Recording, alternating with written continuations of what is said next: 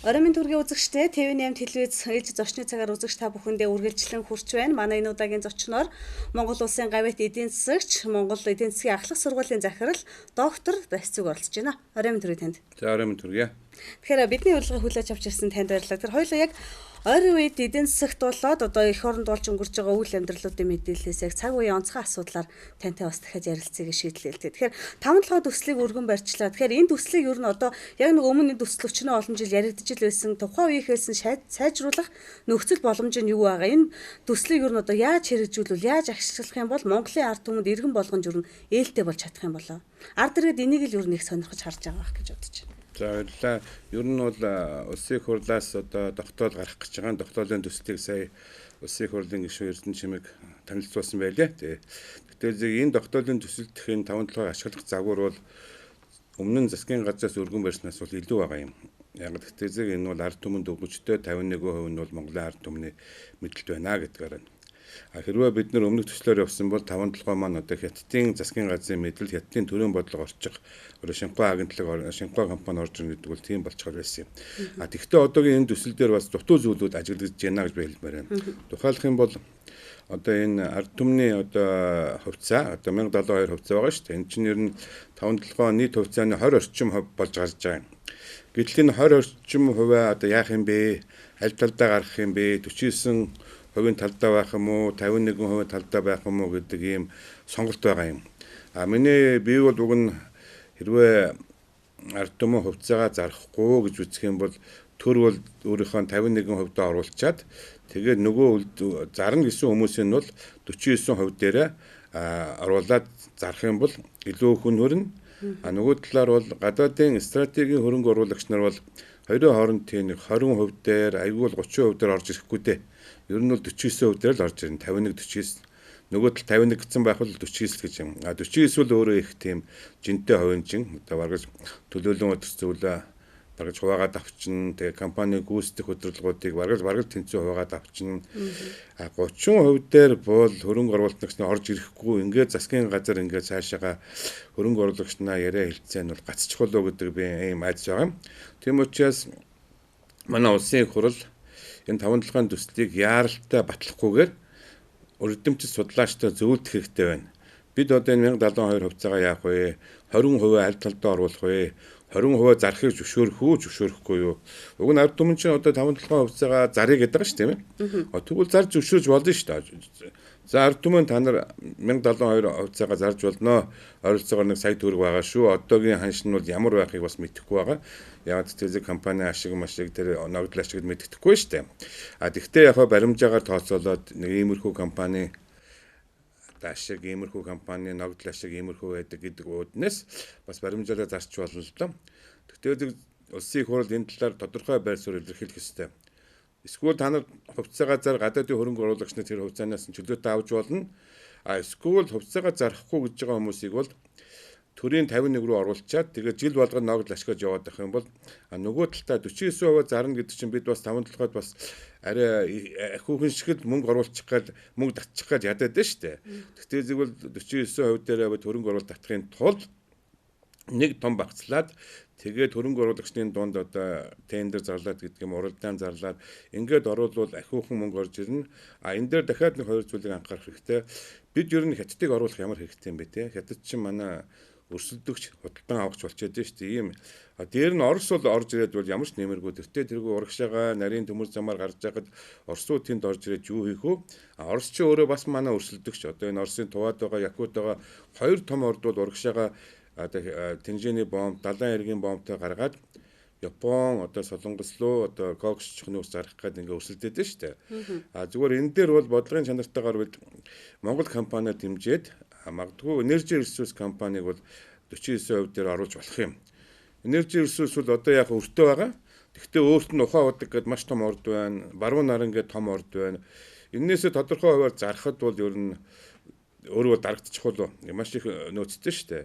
Тэгвэл зөв энэ Монголын компаниуд нэгдэх хэрэгтэй байна. Энэ 5-7 бассейн дээр Эрдэнэс 5-7 гээд нэг багсайсан олон ажилчтай, нэг олон том оронтойтой. Хажууд нь Эрдэнэс бас л энэ Energy Resource гэж бас л том компани, бас л том зардлуудтай, тогтмол зардлуудтай шүү дээ.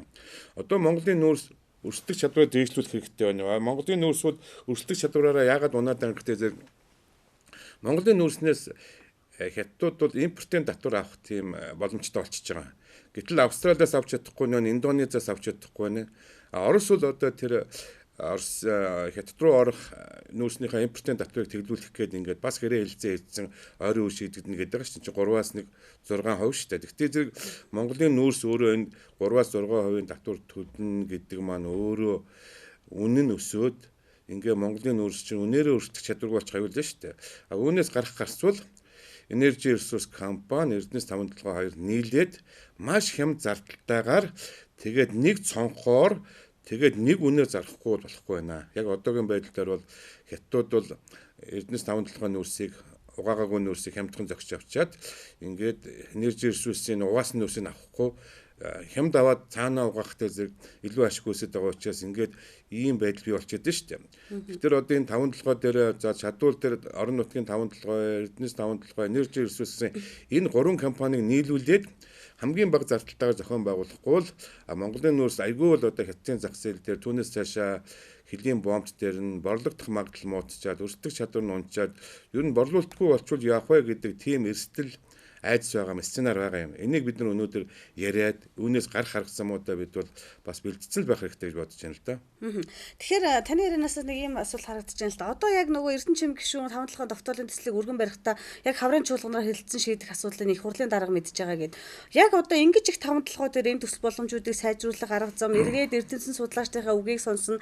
Буцаад нөгөө нэг нүүрсээ одоо яаж гарах уу гэдэг өчнөө олон юм том стратегийн асуудлуудыг хэлэлцэх юм чинь заавал одоо хаврын чуулганд багтааж энэ асуудлыг ер нь хэлцэх шаардлага байхгүй. Эргээд наврын чуулганы үеэр ч юм уу дараа нэг ингээд ерөөсө бодлоготой төлөвлөгөөтэй засгийн газар хөдөлж чадах юм бол илүү арай үр дүнд хүрэх юм байна гэж харж ойлгож болох уу? Ойлгоно тэгэж болно. Ер нь 5 төслийг ингээд засгийн газар руу буцаах болгонд нь засгийн газарт үүрэг өгөх болгонд нь бид нар эрдэмтэд хэлээд байдаг байсан шүү дээ. Та нар буруу үүрэг өгөөд байна. Та нар ерөнхий өгөөд байна. Ингээд тендер шалгаруулахгүй. Та нар эрдэмтэд судлаачдын сэтгэдэг хүмүүсийнхээ үгийг сонсооч. Ингээд хэлээд одоо энэ удаа бол яг тийм байгаа. Эрдэнэ чимэг гишүүний өргөн барьсан төсөл ноцтой тийм дутагдлууд байна. Алдаанууд байна. Тодорхойгүй байдлууд байна. Засгийн газар энийг барьж гүйцэд дахиад хөрөнгө оруулалтыг гэрээ хийгээд буцаад энэ хүрээнд нь тэгсэн чинь дахиад таалагдахгүй бол яах вэ чинь төмний шившиг болно шүү дээ. Тийм учраас одоо тэртээ сонгуул тулдсан юм чинь энэ 5 төслийг дараагийн парламентд үлдээсэн дээр гэхдээ наан сайн хэлцэх хэрэгтэй. Тэг зүгээр парламент үлдээхийн тулд үлдээж байгаа юм биш. Дахиад маш сайн хэлцээж ямар сценарууд, ямар ховлрууд байна. Хамгийн оновчтой ховлор ярихгүй бол би 5 төслийг буцаасаар бараг 10 жил болчихлоо шүү дээ хөдөлж байна тий. Одоо энийгээ болоод нэг сайн бодлого гаргаад нэг сайн загвар гаргаад түүнийгээд засгийн газарт тулах хэрэгтэй. Засгийн газар ч гэсэндээ эрдэмтэд судлаачдыг тэр гадаадын хөрөнгө оруулалтын хилцээнд хөрөнгө оруулалтын гэрээн дээр тэрний загвар дээр хилцээр заавал оролцуулах хэрэгтэй. Тэгэхгүй бол засгийн газар бол маш их алдаа гаргаж байна, дутуу харж байна, дутуу сэтгэж байна. Эрдэмтэд одоо мань мэт нь бол чөлөөтэй шүү дээ. Хаашаа бол хаашаа ийм саналтай байгаа юм л да. Тэгэхээр сэтгүүлчнүүд дээр харах юм одоо яг ойрын эдийн засгийн 15 жилийн стратегич гэдэг юм уу? Ер нь одоо ирэх засгийн газрын үеийн парламентын үеийн эдийн засаг байна. Цаашлаад одоо ингээд 2020 урт гэдэг юм уу 30 он хүртэлх Монголын эдийн засгийн төлөв байдлыг ер нь та мэргэжлийн хувийн хувьд юу гэж харж байна вэ? Тэг яг ямар ч гэсэн бид энэ стратегийг зөв тогтоох хэрэгтэй байгаа. Одоо манай 25 жил болоход стратеgiа тогтоож чадахгүй, хөгжлийнхаа заврыг олж чадахгүй, ингээл нэг 4 жил тутам нэг ар сарах юм хөдөлсөөр байгаа л ингээд яг үгүй нэг өмнөх онтойгоо харьцуулах юм бол монголчуудын аж амьдрал гэдэг юм уу Монгол хөгжиж байгаа. Гэтэл биднүүдийн хажууд байсан одоо биднүүдийн ард байсан орнууд чинь одоо сүн хөгжөөд одоо маш одоо өндөр хөгжилтэй болцсон байна шүү дээ. Тийм учраас бид нар яг сая улсын их хурлаас бол үндэсний хөгжлийн үзэл баримт гаргасан л да. Энэ маань дэндүү ерөнхий болцсон юм. Авах юм барих юм байхгүй болцсон. Тэгтээ зэрэг манай эрдэмтэд судлаачд бол энийг тодруулсан байгаа. Ер нь бол бид нар бол их хурл дээр хэлцэгт нь оролцъё гэж санал хүсэл тавиад ажлын хэсгийн дарга нарт хүсэл тавиад бид нар хэлээл яваадсан. Гэтэл бол яг улсын их хурлаар хэлцэхдээ бол биднүүдийг оролцуулаагүй.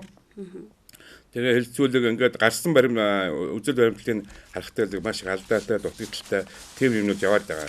За би тэгээ энэ дээр бол дахиад энэ Монгол орны эдийн засаг ер нь ямар загвараар, ямар стратегиар хөгжих ёстой юм бэ гэдээ одоо 40 жил Монголын эдийн засгийг судалсан хүний үгийг би хэлье. Одоо би өөрөө Монголын эдийн засгийг 40 жил судалсан. Одоо ингээд ямар одоо үг хэлж болох вэ гэхдээ дэлхийн одоо бүх орнуудыг одоо эдийн засгийн хөгжлөөр нь 3 үе шатанд хувааж байгаа. За эхний шатанд бол түүхийн эдийн шатанд байгаа орнууд. Энэ бол дандаа түүхийд гаргадаг. Эрс соёлыг юм уу малаж хүн гаргадаг түүхийд гаргадаг. За хоёрдугаар шатанд бол үр ашигын шат гэж байгаа. Энэ бол түүхийн эдээ боловсруулдаг. Тэгээ бүтээмж үр ашигыг дээшлүүлдэг. Тэрүүгээр ашиг хонжоо олдог. Энэ ийм компаниудтай улсыг бол үр ашигын шатанд орлоо гэж нэрлэж байгаа юм. А дараа нь бол хамгийн дээр нь инновацийн шат гэж байгаа. Энэ бол түүхийд хэрэглэдэггүй зүгээр хүний толгойн одоо мэдлэгээр л хөгждөг. За яг лаборатори хэрэг болно.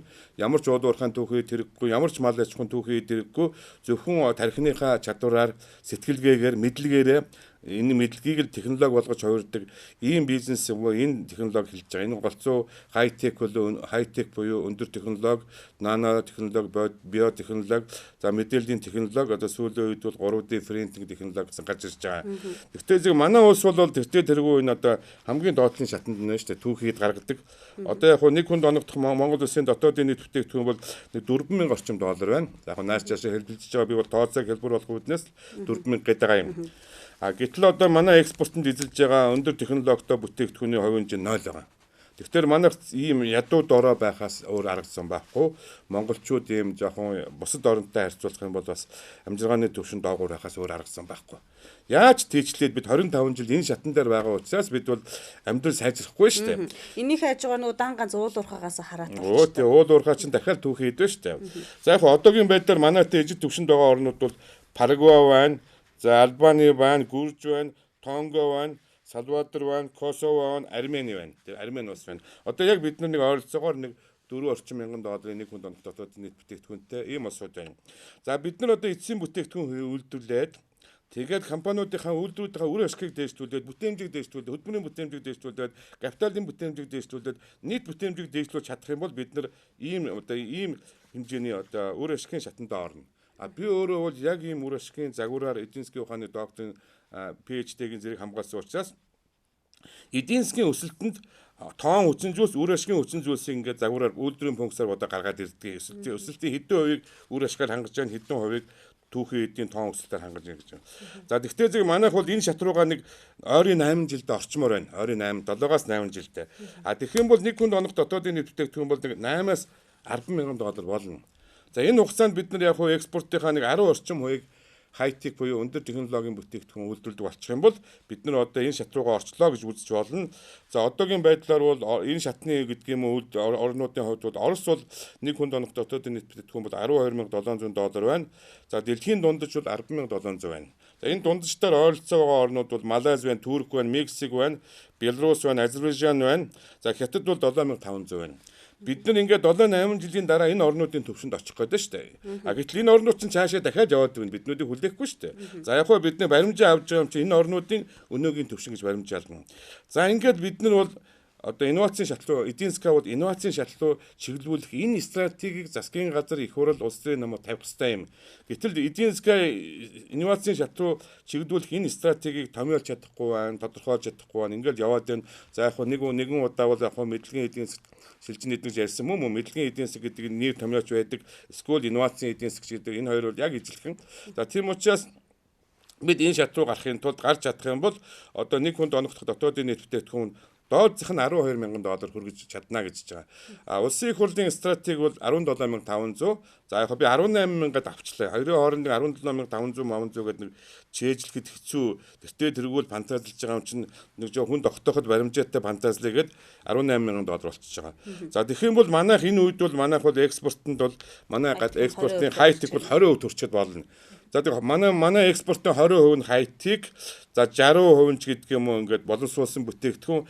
За нэг үлдэж байгаа 20% түүхийд байж болно шүү дээ. Заавал нэг хагас боловсруулаад гаргадаг ч юм уу тийм үү. За тэгэх юм бол бид нар одоогийн өнөөгийн төвшөндөө яаж ямар орнуудтай энэ зэрэгцэх вэ гэхдээ одоогийн Эстон бол нэг $20,000 байгаа. Чех $19,000 байгаа. Тэгээд Уругвай $17,000. Тэгээд Латвия Литв гэдэг Европын зүүн Европын орнууд орно л да. Энэ хэмжээнд очих гэж байгаа. Энэ бол 15 жилийн дараа. Гэтэл 15 жилийн дараа энэ орнууд чинь цаашаа яваад байгаа шүү дээ. Цаашаа яваад биднүүдийг хаяаж яваад байна. А яг хөө одоо бусад орны жишгээр харах юм бол өмнөд Солонгос бол өнөөдөр $28,000 байна. Нэг хүнд оногдох. Бид нар өмнөд Солонгосын төвшөнд очиж чадахгүй бараадсаар байгаа л ингээл алдчихад шүү дээ. Япон бол $36,000 байна. Гонконг $40,000 байна. Сингапур $56,000 байна. За нэг 40-оос дээшээ болонгууд л эн чинь өндөр хөгжилтэй орн болчиход байгаа шүү дээ. Тэгвэл яг ийм стратегийг одоо манай засгийн газрууд, манай улс төрийн намууд баримтлах хэрэгтэй. Энэ улсын хурлаас гаргасан энэ үзэл баримтлалыг яаралтай шинжлэх хэрэгтэй. Мэддэг чаддаг хүмүүсээ шинжилмээр байна. Зүгээр чаддгүй эрдэмтэд тавиачаад ингээд хоцрогдсон эрдэмтэд тавиачаад ингээд чадахгүй юм гаргаад ингээд яваад байна шүү дээ. Энэ бол Монголын эдийн засгийн маш чухал стратеги. Тэгээ энэ стратегийг би маш тодорхой тоонууд дээр тоонуудтай болгож ярих гэдэг байгаа шүү дээ. За би энэ тоонуудыг ингэж хэлсэн. Энэ улсын их хурлаас гаргасан энэ үзэл баримтлалыг бид нэ тодруулсан. Энэ бол тануудын мэдж байгаа тоо хэн ч мэднэ. Хоёлаа үзэгчтэй дэлгэрэнгүй болох үднээс ингээд үзэгчд маш их сонирхож байгаа. Энэ бол сая $1,000 тэтгэвэр $500 гэж байгаа. Бид нар бол 10-аас 15 жилийн дараа ийм төвшөнд хүрнэ. Хурдан өгчих юм бол нэг 10 жилийн дараа, за нэг удлаа дунд зэрэг өгчих юм бол нэг 15 жилийн дараа. Ямар ч гэсэн нэг ийм баримжаатай яваа тийм үү. За одоо хүмүүсийн манай ажилчдын дундад цалин бол нэг 700 орчим мянга байгаа. За үндэсний статистикийн мэдэн дээр 800 гарцсан байна. Энэ бол амьдралаас арай тасархай байна. Яг ингээд статистик судалгаа хийхдээ зэрэг үйлдвэрийн ажилтны цалин судлахад бол дунджаар 600 мянга байгаа. Урамшуултайгаа 700 гэж гарч байгаа шүү дээ. Хөдөлмөрийн яам бол судлаад байгаа шүү дээ. За ингээд энэ түвшнээс эхэлж байгаа. За ингээд 700 2 дахин өсөх үед яах вэ? 1000 болгох ямар авах вэ гэдэг ингээд нэг хүн доногт хөдөлмөрийн дундаж хөдөлмөрийн бүтээмж гэж байгаа. Одоо энэ нэг хүн доногт дотоодын нийт бүтээгдэхүүн яриад байгаа шүү дээ.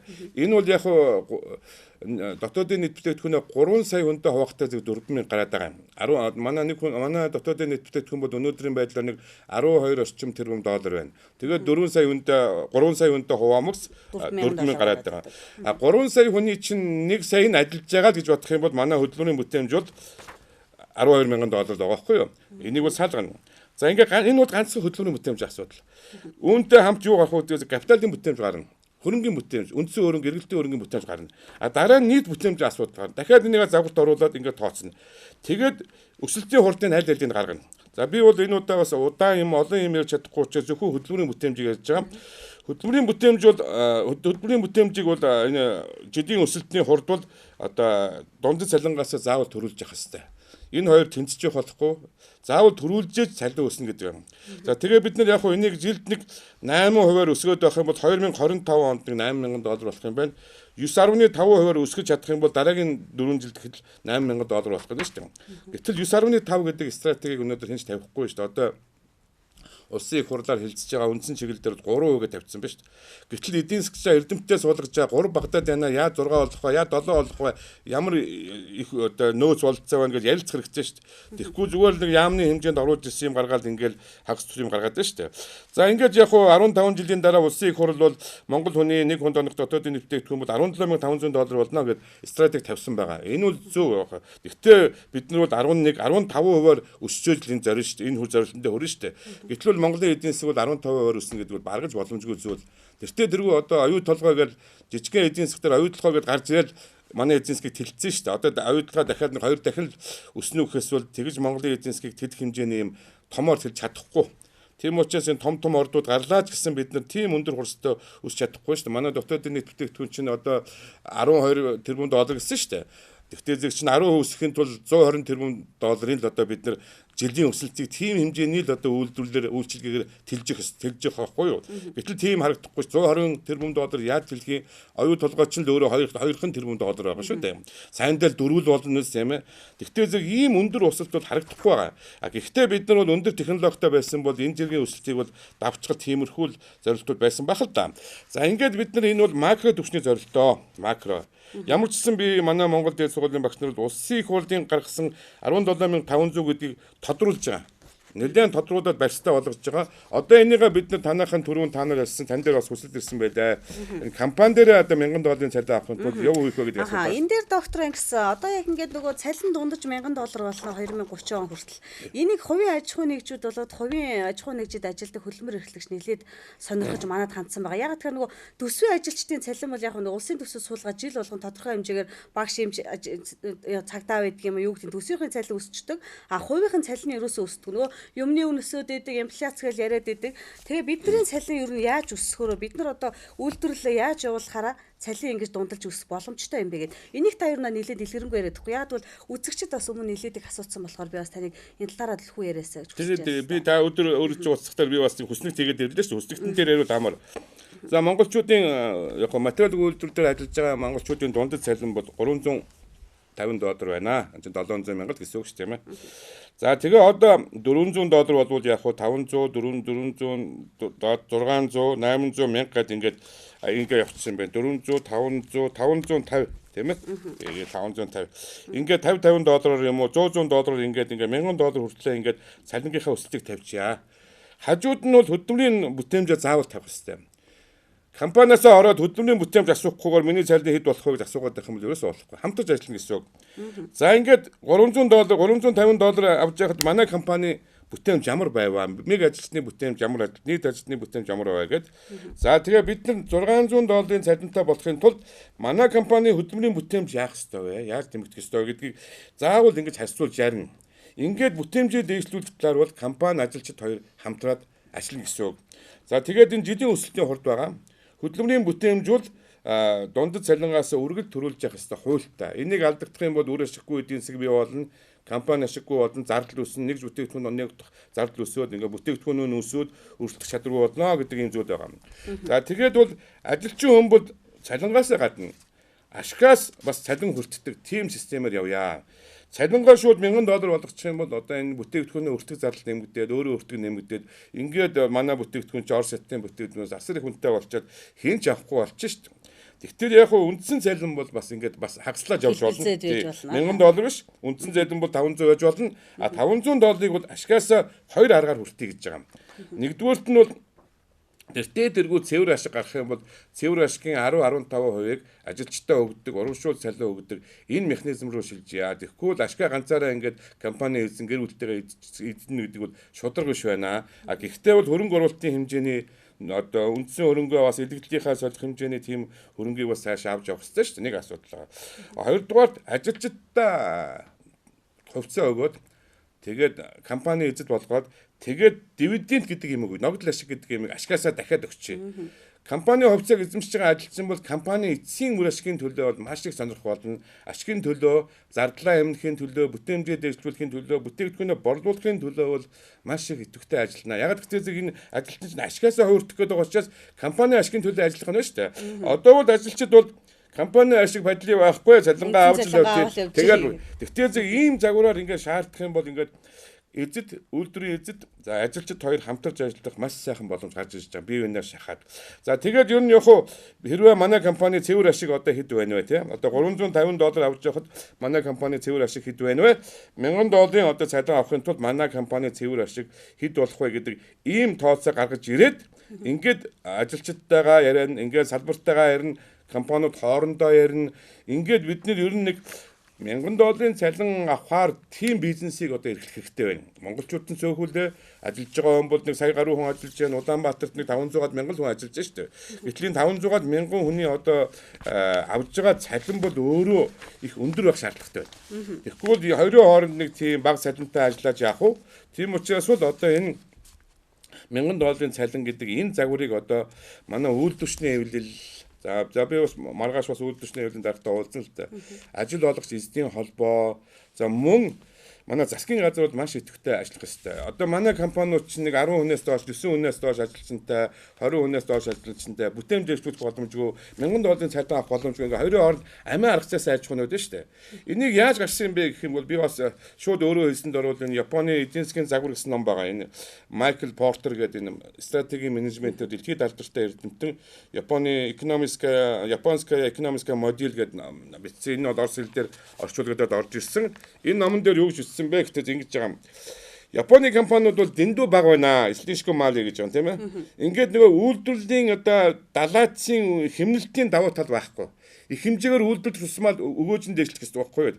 Тэр байхгүй байна. Тийм учраас одоо энэ компаниудыг бүтээгдэхүүнийг одоо хөдөлмөрийн хуваар хийх зармаар хоршоолох хэрэгтэй байна, дагнах хорших хэрэгтэй байна. Тэгээд бол одоо энэ эпект масштаба гэдэг юм. Далайцын өвөөжийг дээшлүүлэх хэрэгтэй байна гэж байгаа. Ингээд бол Японы одоо гадаад худалдаа аж үйлдвэр яам гэж байгаа МИТ гэж байгаа. МИТ нь бол 1963 оноос 1990 он хүртэл одоо компаниудаа шигшээд, дагнаж хоршуулад, нэг хэсгийг гаргаад, нэг хэсгийг оруулаад ингэсээр байгаад Японы эдийн засаг бол маш өргөжтэй болсон. Японы эдийн засаг бол 70-80-аад оны үед бол маш идэвхтэй хөгжсөн. Үүний өмнө Zaibatsu гэдэг нэг том юмнууд байсныг бол бас өрсөлдөөнтэй болгосон. Яг энэ загвараар бол өмнөд Солонгос хөгжсөн. Тэгээ Японы одоо өмнөд Солонгосын сүүлийн үеийн том одоо энэ Samsung энэ компани чинь тухайн үедээ жижигэн л байсан. Тэгээд төр засгийн маш зөв бодлого явуулсны үднээс бол ийм болсон юм а. Ер нь бол Японы эдийн засгийн гайхамшигыг бүтээсэн Японы эдийн засаг асар хурдсан хөгжсөний гол гавьяа бол зөв бодлого гэж байна. Төрийн зөв бодлоготой МИТ гэж хэлсэн. Бизнесмэнүүд нь хоорондоо маш сайхан уялдаатай ажилладаг. Том бизнесмэнүүд нь Кейднеран гэдэг том байгууллага болчдөг. Жижиг бизнесмэнүүд нь худалдаа аж үйлдвэрийн тэнхимүүд болчдөг. Ингээд хамтарч ажиллаад дэлхийн зах зээл дээр засгийн газартайгаа том жижиг бизнестэйгээ хамтраад дэлхийн зах зээл дээр гарсан учраас Япон маш урдаа хөгжсөн, дэлхийн зах зээлийн номер 2 дахь 3 дахь орн болсон. Үүнийг дагаад өмнөд Солонгос яг энэ загвараар хөгжсөн. Яг энэ ерөнхий санаагаар нь бол Сингапур, Гонконг хөгжсөн. Сүүлийн үед бол зүүн өмнөд Азийн орнууд бол Малайз, Филиппин одоо яг л ийм загвар хөгжиж штеп. Ерөнхийдөө хурдан хөгжсөн орны загвар ойлгомжтой байгаа. Энийг бол механикаар хуулахгүй санааг нь аваад технологиг нь яаж хөгжсөн. Ер нь Монгол улс хурдан хөгжихэд бол монголчууд бол маш өндөр бүтээмжтэй, маш өндөр технологитой тэр имийг л хийх, тэр бүтээгдэхүүнийг л үйлдвэрлэх хэрэгтэй. 400 саяхан хүн өнөөдөр бид одоо ажлын байранд хийх гэж байна. Энэ бол том компанийн хувьд бол зүгээр л нэг л том компани л ажилчдын тоо шүү дээ 809 мянга юу ч биш дээ тийм ээ. Тэгэхээр одоо монголчууд бид одоо юу үйлдвэрлэх үү, ямар бүтээгдэхүүн үйлдвэрлэх үү, энийг хэн үйлдвэрлэх үү, хаана үйлдвэрлэх үү, орон нутагт хэдийн үйлдвэрлэх үү, Улаанбаатар нийслэлтэй хэдийн үйлдвэрлэх үү гэдэг энэ загвар тооцоо хиймээр байгаа. Нөгөө бүсчилсэн хөгжлийн загвар, салбарын хөгжлийн загварууд тийм. Даан чим тооцоог өнөөдөр хэн ч хийхгүй, даан чин тооцоог хийдэг тэр байгууллага Москови центр манай засгийн газар байхгүй шүү дээ. Тэгэхээр Монгол улсын хөгжлийн стратеги 2030-д бас төлсөний дагуу үзэгчд маань сайн сонсоод ойлгосон баг. Засгийн газраас энийг ер нь дэмжиж өгөөч. Эргээд нөгөө аж ахуйн нэгж болгон дээр очингуудаа яаж айлвал манай компани засал улам хөгжингүү болох юм. Компани яаж хөгжих юм? Компани хөгжүүлэхийн тулд одоо ажилчин бүр одоо хөлмөр хийж байгаа хүн бүр өөрсдөө яаж ажиллах юм бол энэ хөлбөрийн бүтээн төсөөд бид нар хэдэн жилийн дараа ямар цалин авах юм бэ гэдгийг бол ерөнхийдөө энэ дур зүгээс хараад ойлгочлаа гэж үзэж болохоор байна. Ер нь бол нэг $1000 цалин өгөхгүй бол энэ бизнесийг болиё. За яг хөө жижиг бизнесний хуваараа эхэлж байгаа нэг өөр өндөр настан болцсон эдгээр хүмүүс бол бас нэг жижигхэн нэг 9 хүний хүрээнд нэг 20 10 хүний хүрээнд 20 хүний хүрээнд ингээ ажиллаад байж болно. Бид нар одоо яг сэл залуу ажиллах хүчний настай тэр хүмүүс бол одоо бид нар бол эдийн засгийнхаа юу үйлдвэрлэх вэ гэдгийг сонгох хэрэгтэй болчиход байна шүү дээ. Хоёрын хооронд нэг $500 ойрын 15 жилд $1000 цалин авахгүй энэ бизнесээ болцгоё бидүүлээ. Ингэж бие биенээ зовоогож яах вэ? Тэгтээ зэрэг манай засгийн газар манай хувийн эмчлийнхэн маш хоорондоо нягтарч авдах хэрэгтэй. Ажил олгогч эзэдийн холбоо, үйлдвэрчний эвлэл, эрдэмтэд маш хамтарч ажиллахгүй бол энэ чинь зүгээр дураараа хийж болохгүй шүү дээ. Дагнад туршилт чинь би банкуудыг нэгдүүлье гэдэг байгаа шүү дээ. Банкуудыг нэгдүүлье. Энэ олон өрн телефон хэрэг байхгүй нэг дагнаж хоршоод ингээд илүүдл одоо ажиллах хүчээ дахиад өндөр бүтээмжтэй, өндөр цалинтай, өндөр ашигтай, ашгаасаа татвар төлдөг тийм бизнесийг сонгоё. Монголчууд дэндүү цөөхөлөө байна. Цөөхөлөө байгаа учраас бид өндөр бүтээмжтэй, өндөр нэмэгдсэн өртөгтэй, өндөр экспортлох чадвартай энэ салбар руу орох хэрэгтэй. Энийгээ бид маш зөв сонгох хэрэгтэй. Энэ сонголтыг бол Японы засгийн газар гайхамшигтай хийсэн гэж байгаа. Эхлээл хөдөлмөр багтаамжтай буюу оюутлын үйлдвэрүүдээ сайн хөгжүүлээд, дараа нь капитал багтаамжтай юм уу томоохон уул уурхай боловсрол үйлдвэр хөгжүүлээд, дараа нь оюуны багтаамжтай буюу мэдлэг шингээсэн салбаруудыг ингээл дистараттай маш сайхан сонгоод хөгжчихвол тэгээд Японочууд бол хамгийн өндөр цалинтай, хамгийн өндөр бүтээмжтэй, хамгийн өндөр технологитой салбараа хийгээд арай цалинтай бага нэг телевизээр угсардаг Малайз хятад ингээд тараагаар хайчлаа штэ. Яг үүнтэй адилхан монголчууд ингээд энэ загвараар хөгжин Улаанбаатарт өндөр бүтээмжтэй, өндөр технологийн, өндөр цалинтай ажил хийгээд аймагуд руу одоо Улаанбаатарт байгаа одоогийн энэ үйлдвэрүүдийг аймагуд руу хийх хэрэгтэй. Арьс шир, ноос ноолуур энэ үйлдвэрүүдийг аймагуд руу шилжүүлэх хэрэгтэй штэ. Арьс шир боловсруулдаг сүүлийн үеийн асар сайхан технологид гараад ирсэн. Одоо чек, мэх, хятад ч гэсэн технологи гараад ирсэн. Нөгөө нэг байгаль бохирд дуудгаа болцсон. Нөгөө нэг муухай ус гардгаа болцсон. Нөгөө нэг даг шавар гардгийг чинь шал өөр болгоцсон ба штэ. Маш олон орны технологи гараад ирсэн. Тийм учраас хөдөө одоо арьс шир боловсруул боломж бүрэн байна. Ганцхан бид нар технологи сонгож чадахгүй байна. Засгийн газар хувийн хвшилд хамтарч ажиллаж чадахгүй байна. Ингээл хоёрын хооронд хамаг түүхий хийдэ хятадууд бол ингээд биднүүдийн амьдрал сайжрахгүй 25 жил болж байна гэд эдийн засгийн хувьд бол би бодож байна л да. Тэгэхээр тасаа хэллээ л дээ. Засгийн газар хувийн хвшил хоёрын ерөөсөө яг дундаас нь ард иргэд тохирж байгаас өөрсдөө хамтарч ажиллаж чадахгүй байна гэд. Зөвхөн яг энэ уул уурхай түүхий цалин хангамж энэ асуудал дээр биш. Одоо нэг гэр хорооллын дахин төлөлт гэр хорооллыг орон суучлах асуудал дээр ч гэсэн засгийн газар хувийн хвшил хоёрын ерөөсөө түншлэн харилцаа нэг л уялдаа холбоогүй. Дундаас нь нөгөө нэг гэр хорооллын дахин төлөлтөнд хамрагдсан байж идэг орон суустай болох хүсэлтэй иргэд ер нь маш олноороо хохирж идэг. Маш их хүлээлттэй олон жилийн ингээ хүлээгээд байгаа юм шиг. Тэгэхээр яавал ер нь гэр хорооллыг хамгийн түрүүнд орон сууцуулах боломжтой болов. Гэр хорооллын иргэдийн эрх ашигтал нийцэх хэрэгтэй. Одоо бол ингээ хашааны газрын 2 өрөө байраар ингээ солино гэдэг бол бас харамсалтай байгаа. За хоёр хашааны газрыг нийлүүлээд 9 давхар 10 давхар 15 давхар бариад 100 айл тийм ээ 120 айл 160 айл гэхэд оролцож шít. Хоёрхан, гурван айлын орон сууц чинь ингээ 160 айлын орон сууц болж шít. 4 айлын орон сууц. Тэгвэл тэ 4 айлд чинь нэг тус бүрд нь одоо нэг 3 өрөө хангалттай өгөл дээр хашаанд 2 айл амьдарч байна уу 3 айл амьдарч байна уу хангалттай тооцоог нь хийж үзэх хэрэгтэй. Тэгэх юм бол болно.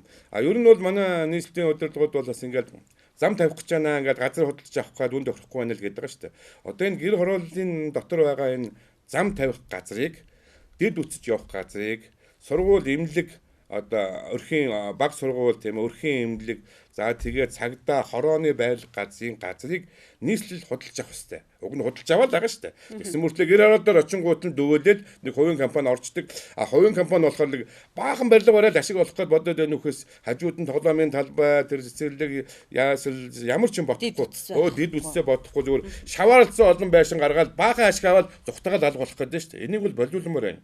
Ер нь бол гэр хороол дээр бол захиалагч компани оруулаад хэрэггүй. Гэтэл бол одоо сая нийслэлийн удирдлагууд чинь захиалагч компани оруулж ирээл тэгэл тэрэн дээрээ дахиад зээл авч өгөх гэж шүү дээ. Мөнгөгүй компаниг болилдоо энэ чинь тооцогтой төрийн өмчийн компанид тэр гэр хорооллын зөвлөлд нь өгөөд ингээд өөрсдөр нь квадрат метрийн нэг сая орчмоор явуулах юм бол гэр хорооллын эргэж ашигтай нийслэлч ашигтай шүү дээ. Нийслэл одоо зам дэд бүтц явах тэр газрыг чи худалдаж авах мөнгөгүй гэдэг байгаа бол та нар байшин бариад тэндээсээ ашиг олоод тэгээд гэр хорооллын иргэдэд хуваалцаач тэгж 2 3 дахь тэр захиалагч барилгын компаниудыг оруулаад хэрэггүй гэдэг ийм загварыг би хэлээд байгаа юм л да. Би тэгэхээр танаас эдийн засгийн шөнөчийн хувьд бас түрүүнээс нэг асуултыг асууя гэд хүлээгээд байл л да. Нийслэлийн засаг даргын хамгаалын газрын байрыг концессийн гэрээгээр хувийн аж ахуйн нэгжүүдэд түрээслэн өгөхөр болсон. Тэгээ одоо түрээслэн гэдэг нь одоо яахан тэр аж ахуйн нэгж одоо улсын байранд концессийн гэрээгээр ингээ байнга байгаад ах юм уу? Энэ нь эргээд улсад одоо тэр тусмаа нийслэл ямар ашигтай? Нийслэлийн иргэн бүрч юу н ашигтай байхаар л бодож уг нийслэлийн удирдлагын шийдвэр гаргамаар гэтэл засаг даргын хамгаалын газрын байрыг ингээ концессийн гэрээгээр хувийн компани баг өмчлөө шавхуу авчиж байгаа болохоор энэ одоо ямар нэгэн байдлаар одоо юу гэдгийг албан тушаал ашиг сонирхлын зөрчил харагдаад байна уу? Эсвэл үнэхээр эдийн засагт байлтээ, нийгэмд байлтээ тэм төсөл хөтөлбөр болох гээд ажиллаулаад байгаа юм болов уу? Энийг ер нь ихэнх иргэд ер нь мэдэхгүй асууж байгаа тохиолдол бас их байна л та. Ер нь өчигдрийн сонингууд дээр өчигдрийн ер нь түрүүчийн 7 хоногийн юунд гарсан. Интернет мэдээ гарсан. Одоо зохиолын талбай дээр байгаа нийслэлийн засаг даргын хамгийн газрын байрыг одоо 2 давхар байгаа шүү дээ. Нураагаад тэгээд голом securities байхаа нэг тим нэртэй компани одоо бариад 6 давхар барилга болоод тэгээд дээдлийн 4 давхрыг аваад доотлын 2 давхрыг нийслэлийнхэн одоо түрээслэлээр ашиглуулна. Гэхдээ энэ газрыг энэ барилгыг тухайн компани өмчлөнө гэдэг байрлалаар одоо орж ирж байна гэдэг мэдээлэл бол хэвлэлүүд гарцсан байгаа. Гэтэл энэ бол агуу их хулгай явуулж байна гэж би хардж байна. Одоо бид нар мэдж байгаас нийслэлийн баруун хаан хэвлэх үйлдвэрийн газрыг бол 24 тэрбум төгрөгөөр зарсан шүү дээ. Энэ бол яг талбай руу хараагүй, талбай баруун хаан байгаа, талбай руу ерөөсөө хараагүй нэг үзүүрэн зохиож байгаа нэг байрлал шүү дээ. Гэтэл Сүхбаатарын талбай дээр зүүн тал нь бол одоо маш их урт хугацааны тийм ээ 40-50 м тийм урт хэмжээний барилга зөвхөн Сүхбаатарын талбай руу харж байгаа дээд зэргийн үзэгдэх байдал сайтай энэ газрыг ингээд ямар ч үнгүй маягаар хувийн компанид өгнө гэдэг бол энэ бол нийслэлчүүдийн өмчийг өргөдүүлж байгаа, шамшигдуулж байгаа, хатуухан хэлбэл хулгайлж байгаа үйл явцаа. Энийг зогсоо, нийслэлчүүдээ та нар тэмцье. Нийслэлийн иргэдийн төлөөлөгчдийн хурлын гишүүдээ та нар ингэж хулгай хийхэ болооч, зогсооч. Та нар энэ газрыг чинь дуулаар харах юм бол юун 24 тэрбум бэ? 50 тэрбумаар хэлбэг худалдагдана. Би бол нийслэлийн тэр хэвлэлийн үйлдвэрийн газрыг худалдахад 15 тэрбумд дуурчилж ирсэн. Энэ бол 15 тэрбумаар явна да. Нэг жижигхэн барилгын суурьчнал нэг тэрбумаар зарлагддаг гэсэн чинь айгүй том. Тэгтээ зэрэг энийг нээлттэй явуулаач. Эхлээд нийслэлийн энэ захиргааны байранд юу байх ёстой юм бэ гэдгийг эхлээд асуу. Би одоо бас өнөөдөр бас нийслэлийн удирдлагуудад бас захидал бичсэн. За энэний оронд 2 сценар байна, 2 хувьдэр байна. Одоо энэ нийслэлийн уг нь бол ерөнхийлөгчүүл хэлсэн шүү дээ. Революцийн барилгыг нураагаад засгийн газрын нэгдсэн байр болгох гэж ерөнхийлөгч зарлиг өгсөн шүү дээ. Гэтэл үүнийг хэрэгжүүлсэнгүй хувийн компанид зараад одоо тэр нь говийн харьяаг дэлгүүр хоршоо болоод ингээл цаанаа нэг өндөр барилга бариад дууссан шиг байна л да. Гэтэл одоо энэ засаг даргын газрын одоо энэ газар дээр бол засгийн газрын нэгдсэн байр барих хэрэгтэй. Ер нь манай засгийн газар чинь дэндүү салангат тустай амьдардаг, ажилтдаг, хоорондоо хоёулаа холбоо байдгүй. Ядахтаа хөдөө аж ахуй ажил дээр ям нэг байранд байж байгаа юм бол бас арай л хоорондоо харилцаад эхэлнэ шүү дээ. Тэгэхээр энд нэг хоёрдугаар хоёрын хооронд 6хан давхар юм барихгүй. Газар олдохгүй байхад 6хан давхар юм бариад хизээ яах юм чинь буруу байна тийм юм. За эсвэл үндэсний үйлдвэрийн одоо бүтээгдэхүүн зардаг тийм том худалдааны төв болох хэрэгтэй. Доогуураач гэдэг юм те. Эсвэл засгийн газрын төв. За эсвэл одоо инновацийн төвч гэдэг юм уу манай залуучуудын одоо гарааны компаниуд байрлаж яадаг гэдэг ийм төв болгох хэрэгтэй байна. Тэрнээс нэг хувийн компани ороод тэрийг аваад 6хан давхар болгоод байдаг туйлын буруу. Тийм учраас нийслэлээ сонгогдсон одоо их хурлын гишүүдтэй нийслэлээ сонгогдсон нийслэлийн иргэдийн төлөөлөгчдийн хурлын гишүүдтэй манай нийслэлчүүд хандаад та нар энэ хулгайгаа зогсоо. Эсвэл тендерээр зараад 50 тэрбум төгрөг эсвэл та нар энэ хувийн компани зүгээр концесс гэдэг нэрээр өмчлөхөөр өгөх юм бол одоо дахиж би таануудыг одоо хатуу яриншуул гэдэг тэгэл айлгаж сүрдүүлэх хэрэгтэй гэж би бодож байгаа. Тэгэхгүй л одоо хулгайл явагдаж байна. Концесс гэдэг нөрөөр тэр сайхан маш ашигтай байралтай олон тэрбум хүрэх мөнгийг зүгээр концесс гэдэг нэрээр өмчлүүлнэ гэж зүтгэж байгаа явдал бол энэ бол буруу. Би ийм байр суурьтай байна. За баярлалаа. Тэгэхээр та бүхэн ярилцах цаг бас энд хүрээд өндөрлж байна. Тэгэхээр өнөөдөр бидний урилгыг хүлээн авч ялангуяа үзэгчдийн бас маш сонирхоод байсан $1000 цалин бид нар хязаа авдаг болох юм бэ? Дундчаар хэдэн жилийн дараа юм бэ гэсэн асуултандаас маш тодорхой дэлгэрэнгүй хариулт өгсөн танд баярлалаа. За баярлалаа. Өрхөм үзэгчдээ зочны цагийн хүрээд өндөрлж байна. Манай энэ удаагийн зочноор доктор профессор Монгол улсын Гавьяат эдийн засагч Монгол ахлах сургуулийн захирал Дашцэг болцлоо.